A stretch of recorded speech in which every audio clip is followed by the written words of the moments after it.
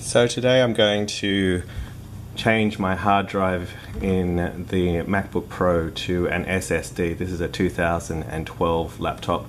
I want to get it up to speed. So I'm just going to test it in its old original form, doing a simple job of opening iPhoto with about 30 gig worth of photos on it, and then do it again once the new system's installed. And I'm going to time it using this Seiko 7A38 chronograph from the 1980s. It was the first batch of quartz chronograph analog watches.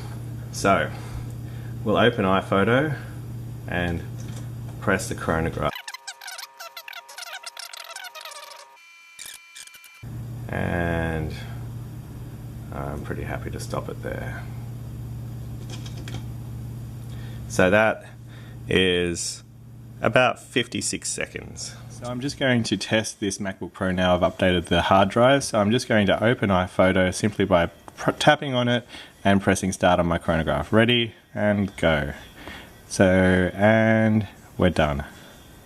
So as you can see, in upgrading my hard drive, I have increased my speed phenomenally. It only took 3 seconds for it to open iPhoto, which is a fantastic result.